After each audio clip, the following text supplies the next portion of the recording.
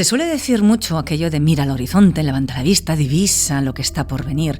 Pero, ¿y si resulta que no estamos en lo cierto?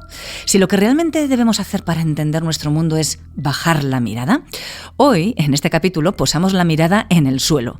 Con los pies en la tierra, nos preguntamos qué es en realidad el suelo, aquello que nos mantiene en pie, literal y metafóricamente. Lo hacemos con dos invitados que saben bien por dónde pisan. Íñigo Virto, catedrático de Edafología del Departamento de Ciencias de la Universidad Pública de Navarra e investigador en el Instituto Eastwood, y Fran Sanz, profesor y especialista en patrimonio geológico y geodiversidad. Bienvenidos. Hola, ¿qué tal? Buenos días.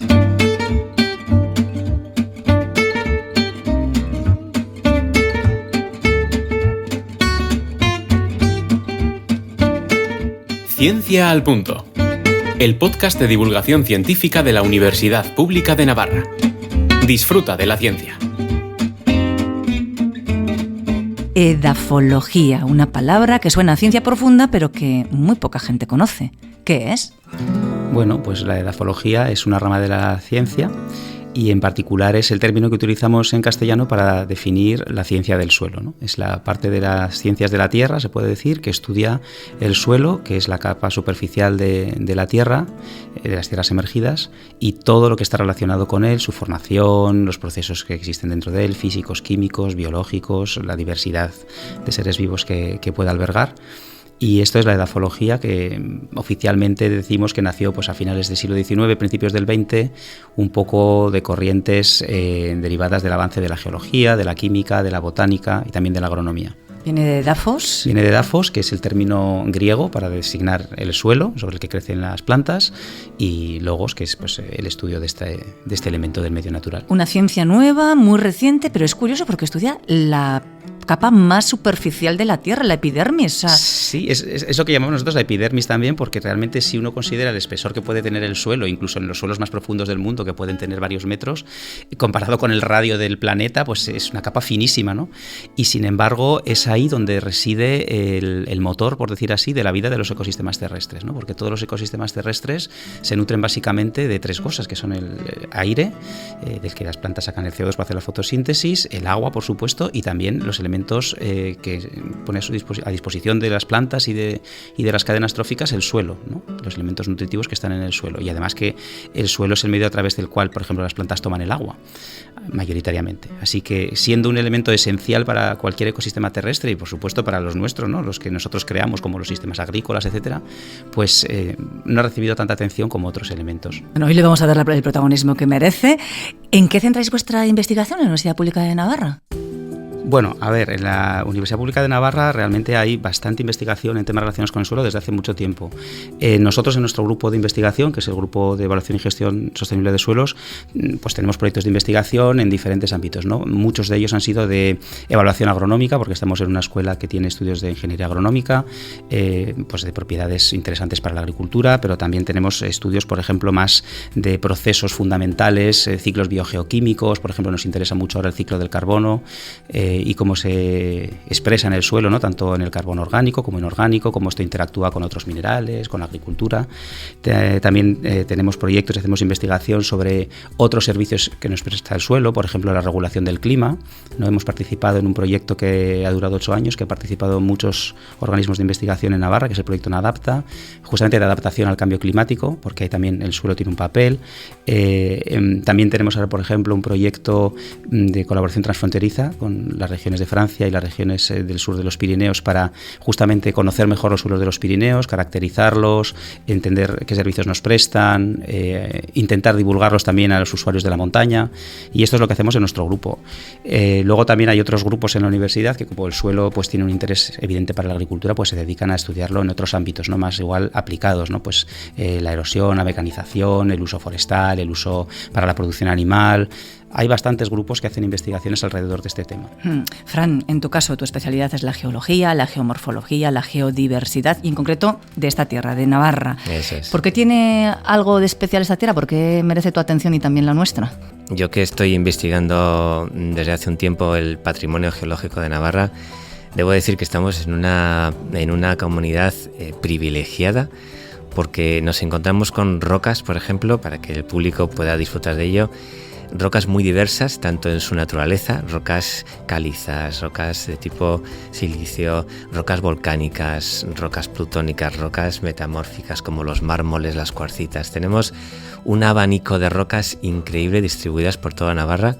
Por ejemplo, los granitos de Peñas de Haya, los mármoles de Almandoz, tenemos basaltos en Fitero, tenemos diapiros salinos en muchas partes de Navarra, que son muy importantes y muy famosos.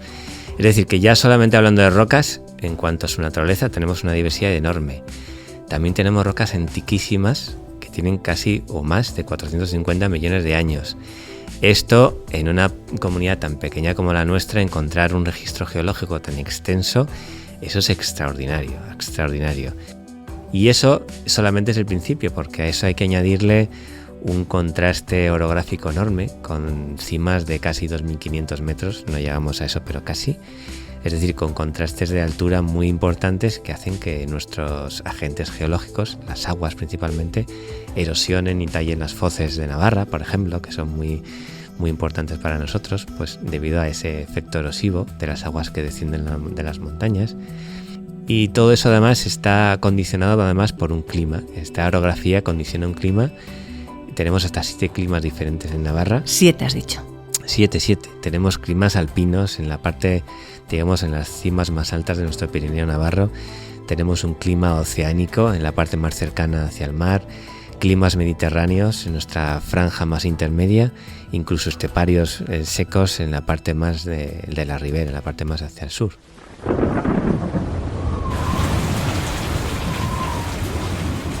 Es así como el suelo modifica el clima. Eso es. Por su propia presencia, por cómo Eso está configurado. Eso es. Entonces la forma en la que la roca se altera, ya que esa alteración, esa que llamamos meteorización, es la que va a dar el primer paso a la formación del suelo, está íntimamente ligada. Por lo tanto, si tenemos toda esa geodiversidad, tendremos potencialmente toda esa edafodiversidad en su interior. Sí, no hay que olvidar también en este aspecto que el suelo, además de ser todo esto, alberga una biodiversidad enorme y es el hogar de muchísimos organismos, muchos que tal vez conocemos porque son macroscópicos, como las lombrices, pero otros muchísimos más que son microscópicos, y estos microorganismos realizan un montón de procesos que resultan, entre otras cosas, en la transformación de elementos, por ejemplo, en gases, ¿no? o en elementos que pueden convertirse en gases. Hay procesos biológicos que generan CO2, hay procesos biológicos que son capaces de fijar ese CO2, hay procesos biológicos relacionados con el ciclo del nitrógeno que pueden resultar en que se emitan más o menos cantidades de N2O, que es otro gas de efecto invernadero. Así que el suelo es importante, por supuesto, porque es este elemento de interfase, y además porque es el hogar o la sede en la que ocurren muchísimos procesos relacionados con los elementos esenciales, que son el carbono y el nitrógeno, que luego pueden en algunos momentos terminar en forma de gas en la atmósfera. Claro, entonces, ahora que nos preocupa tanto el cambio climático, nos preocuparía también mirar más al suelo. Por supuesto, porque además de que muchas de las muchas no, pero un porcentaje importante de las emisiones de gases de efecto invernadero están relacionadas con cómo utilizamos nosotros el suelo. La agricultura, por ejemplo, en este momento es responsable del 14% de las emisiones directas en Navarra, y a nivel mundial pues la cifra es mayor. Además, también el suelo es un tesoro en el sentido de que es uno de los pocos recursos que tenemos para sacar gases de efecto invernadero de la atmósfera a través de la fotosíntesis que hacen las plantas, y somos capaces de mantener ese carbono fotosintetizado en forma de materia orgánica en el suelo. Tenemos una bomba que funciona al revés, ¿no? que saca carbono de la atmósfera para mantenerlo secuestrado en la Tierra. Y si el suelo pudiera hoy hablar, ¿qué diría? ¿Cómo le estamos tratando? ¿Qué aberraciones está sufriendo gracias a el ser humano sobre el planeta? Bueno, a ver, esto me imagino que va por barrios, habrá suelos que estén más contentos que otros de cómo les estamos tratando, pero en principio nuestra manera de vivir, como somos organismos terrestres que necesitamos ocupar el territorio para asentarnos y para alimentarnos y para desplazarnos y para todas nuestras actividades, incluso las de ocio, pues suponen una carga para el suelo, que es este recurso que está ahí presente, ¿no? Entonces, pues la utilización del suelo como recurso agrícola, por ejemplo, que es muy evidente, pues ha supuesto en algunos casos pues procesos de pérdida de su fertilidad natural, incluso porque se ha sobreexplotado, otras veces se ha erosionado y se ha perdido perdido directamente, otras veces se ha compactado, o se ha drenado en exceso, se ha alterado su composición natural, y eso pues tiene consecuencias, pero también la expansión urbana tiene consecuencias, ¿no? En zonas no muy lejanas, incluso en algunas zonas de Navarra, por ejemplo, el urbanismo y la actividad industrial han ocupado las vegas de los ríos, que son las zonas más fértiles, en lugar de ocupar otras zonas de menor fertilidad, ¿no? Así que hemos impermeabilizado o perdido para siempre ese potencial que tendrían esos suelos, incluso para nosotros mismos como suelos productivos, porque los hemos dedicado a otros usos. Entonces también pues, la propia ordenación del territorio tiene consecuencias en lo que le pasa al suelo. Es cemento sobre la piel del planeta, que es como si te pusieras una capa de plástico sobre tu propia piel, que no puedes transpirar, ¿no? No puedes... Sí, claro, tus funciones. O sea, las funciones de un suelo cuando se impermeabiliza, que decimos nosotros en edafología, o se pierde para poner una infraestructura a la que sea encima, pues esas funciones se pierden, ¿no? La propia función de capacidad de filtrar agua, por ejemplo, que igual es muy evidente, pues se pierde muy rápido porque el agua ya en el asfalto no filtra y hay que pues, hacer canalizaciones específicas para que esas zonas no se encharquen, etcétera. Y, por supuesto, la capacidad de albergar plantas o organismos vivos pues se pierde completamente también. Claro, pero necesitamos vivir en lugares, en ciudades, necesitamos una muy buena agricultura, es decir, que tendríamos que pensar más, tener mayor conciencia de suelo para hacerlo bien, ¿no? Para hacer buenas prácticas. Por supuesto, e incluso desde luego que un sistema sostenible de ocupación del territorio pasa por tener en cuenta lo que se está ocupando, ¿no? Esto en estos libros que he estado leyendo justamente para este podcast, que son del año 31 e incluso anteriores, ya se explica esto, que no es una cosa nueva, ¿no? Que incluso las civilizaciones más icónicas que podemos pensar, los egipcios, los chinos, los aztecas, en sus maneras de ocupar el territorio tenían en cuenta esta limitación del recurso. Al final es un recurso no renovable que si se acaba nosotros no podemos fabricar.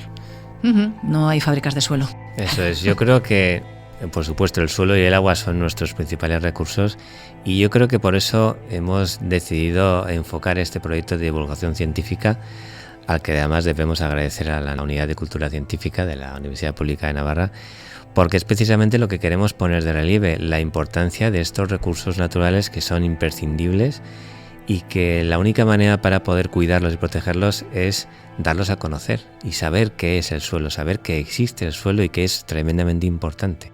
Y ese es el enfoque. Fran, en ese objetivo habéis buscado un lugar mágico, que es el Potsol de Urbasa, como exponente, como estandarte. ¿Por qué? ¿Por qué? Pues lo hemos elegido primero porque es un suelo muy llamativo y muy característico por su bandeado de color, por sus propiedades, su textura y porque además se encuentra en un entorno natural privilegiado como es el Parque Natural de Urbasandía. Y para todos aquellos amantes de este tipo de suelos y de entorno natural, se puede visitar tranquilamente pues en el raso de Urbasa, que es el lugar donde aparecen estos suelos, y también lo podemos visitar aquí en la ETSIAP de la Universidad Pública de Navarra, donde tenemos expuesto un monolito, una fracción de ese pequeño suelo donde explicamos su origen, explicamos su naturaleza y además lo aderezamos con otra información sobre otros suelos importantes de Navarra. Es un suelo que es poco común aquí, si no me equivoco es más propio de países nórdicos como puede ser Escandinavia, pero que de pronto también aquí aparece en mitad de Navarra. Sí, bueno, más que sea propio de algún país, es propio de zonas donde las rocas y el clima pues permiten que se desarrollen los procesos de podzolización que llamamos nosotros, de desarrollo de ese tipo de suelos, y son mucho más frecuentes pues en rocas ácidas o silíceas de climas húmedos y fríos, y por eso en la península escandinava pues son muy frecuentes, y según vas bajando hacia el sur de Europa pues se encuentran en otras zonas pues tal vez en altitud, por ejemplo aquí mismo cerca de Navarra, en las Landas es muy fácil encontrarlos por el sustrato arenoso que hay en el suelo, y sin embargo pues cuando cruzas los Pirineos son más escasos, por supuesto en el noroeste de la península, Galicia, etcétera, se pueden encontrar, pero ya por estas zonas es más difícil encontrarlos. Entonces tenemos este huequito en el Parque Natural de Urbasandía en el que se han dado las condiciones para que se desarrolle este suelo, y bueno, pues por eso lo hemos elegido un poco como estandarte de la edafodiversidad que alberga el territorio. No puedo dejaros marchar sin una pregunta. Para el resto de ciudadanos, la ciudadanía normal, que vamos al campo, al monte, ¿cómo nos recomendáis que nos acerquemos al suelo? Que lo toquemos, que lo miremos, que cojamos esas piedrecitas. ¿Qué consejo nos dais? Como recomendaríamos que se acerque a cualquier elemento del medio natural, ¿no? La curiosidad es imprescindible, entonces es cierto que hay que animar, yo creo, a la gente a acercarse a la naturaleza, ¿no? Porque es cierto que tal vez una afluencia masiva de gente pues también es un problema para los entornos naturales, pero si nadie se acerca pues queda muy aislado del conocimiento, ¿no? Entonces yo animaría a la gente a acercarse con curiosidad y con respeto, ¿no? Y volver a casa pues con ideas nuevas tal vez o nuevas imágenes, y entender que a veces en vez de volver con un ramo de flores, pues se puede volver con un trozo de tierra y es igual de bonito y de interesante. Eso es, yo creo que la edafología, igual que la geología, son disciplinas que no hay que estudiarlas directamente de un libro solamente, hay que salir para verlas y tocarlas y sentirlas, y eso es importante. El verlo in situ y en directo ayuda a interiorizar ese conocimiento. Vosotros os mancháis las manos de tierra. Siempre. Sí, siempre. Sí. No hay duda. Seres que miran, además del horizonte, al suelo, porque hay que mirar al suelo. Muchísimas gracias, un placer. Vale, Muchísimas gracias. Ciencia al Punto, el podcast de divulgación científica de la Universidad Pública de Navarra, directo a tu mente. Con la colaboración del Gobierno de Navarra y la Fundación Española para la Ciencia y la Tecnología, Ministerio de Ciencia, Innovación y Universidades.